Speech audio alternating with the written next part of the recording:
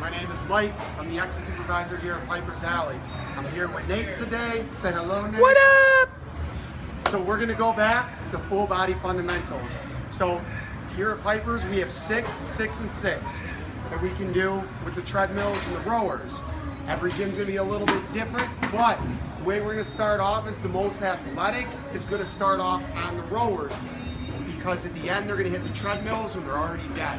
So if you have people in the class that aren't necessarily as in shape, you may want to start off on the treadmills. So we're going to take it straight over to the rowers to start off. Rowing section. The rows are always going to be for 2 minutes. If you want to drag it out a little longer, you can go 3 minutes, but for the information, we're going to be at 2.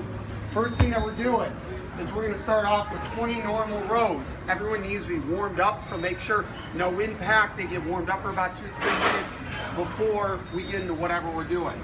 So start out with a rower. We're doing normal rows. Straight out, straight back. Remember, with the rows, you want them powerful, not necessarily fast. The next thing that we do, we go straight into abs.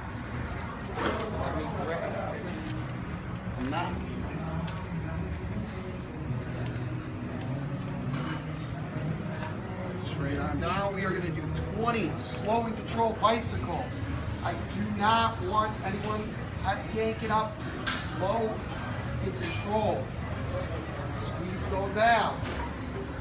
20 should be difficult. Everything that we do is going to be in a tempo for this workout.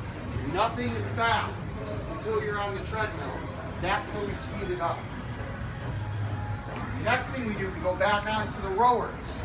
Again, we're going to keep this in 2 minutes, but if we want to go a little longer, the coach can split it up for 3 minutes total. So a minute 30, or a minute, and I'll show you what I'm talking about.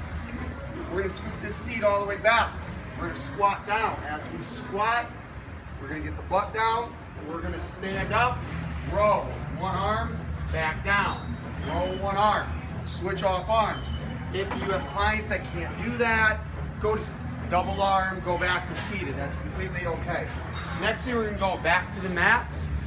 We're going to go for oblique twists.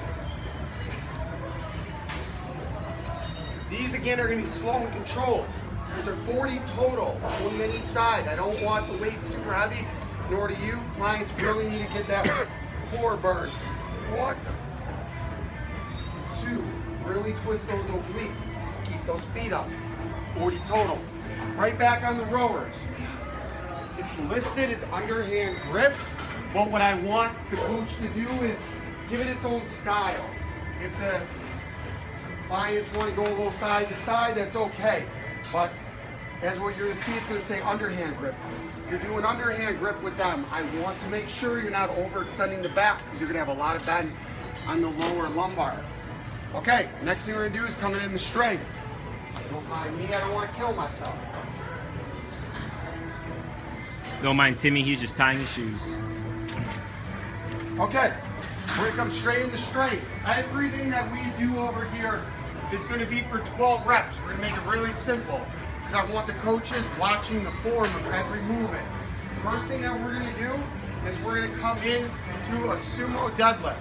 If the clients want to grab 2 weights and come on their shoulders, go more to a squat, that is okay. We're going for the motion.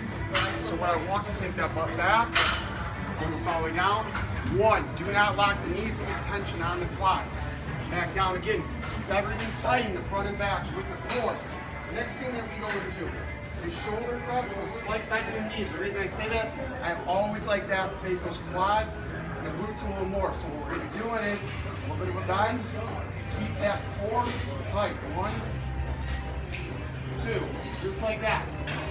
All the way for 12, like I said.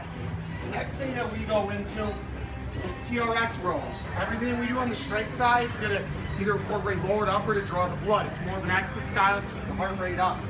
Next thing we're going to do, slow and controlled rows.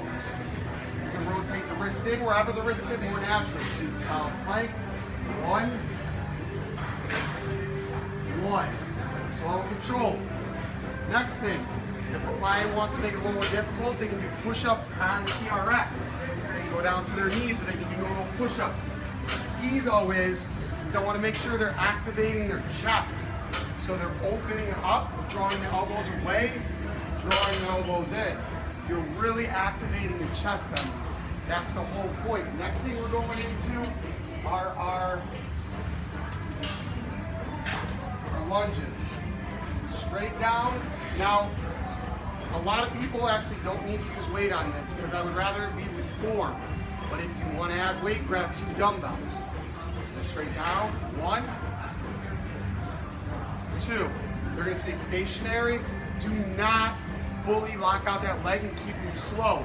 Then you reverse for 12 on the other leg. Next thing that we do is a lot of people have issues putting weights above, so the overhead press can be substituted for this. With the first one, it's going to be 1, 1. That's 1 whole rep right there. 2, 2. You want to make it a little more difficult, have them have a 2-second hold at the top. Next thing we go into, bis and tris. You can reverse this depending on your TRX straps. You can run this workout backwards or whatever way. I just want, if you're going from legs, you go to shoulders. If you're doing bis, you go to tris. So you're drawing with what? So, biceps.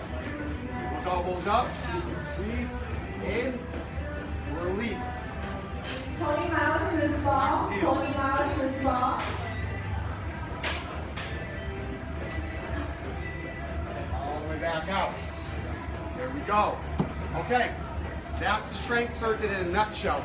You got your core over from the rower. You got your strength over here. Everything needs to be done with form or there's no point of back to fundamental movements. If it's too easy, increase the weight. Don't necessarily crank out more or do them sloppy. I need the coaches really focusing on form here. Next thing we do is we're going to go into the treadmills. The treadmills, we're going to do more of a hit style on this. So let's say we're going to stay on incline 0 for this. Or if you want to be at incline 5, you're just going to hold it the same way throughout the entire circuit. It's going to be in 2-minute intervals. I would like to see 60 and 60, meaning they're going to be for a 60-second sprint, 60-second rest. 60-second sprint, 60-second rest the entire time. Every single time you do a 2-minute circuit, I want them to crank their speed up a little bit, 0.1, 0.2 miles an hour, make it a little more difficult. Really hit that blood sugar and take it down. Now let's say you have clients here that can't do that. They only can run for 30 seconds, that's okay. They rest for 1:30. But I want to keep everyone on those 2 minutes. And I really want people to push. Now, at the end, if you want to put your own little finisher and then increase the incline, that's okay. I just want the treadmills to be the true struggle point. You start off with the rowers, they're going to have hard times, so I want you to make sure they're not collapsing, the knees, they're still running properly. We don't want anyone to get hurt. Okay, thank you for listening. I know that everyone's going to love this and have fun with it, and take it easy, you guys.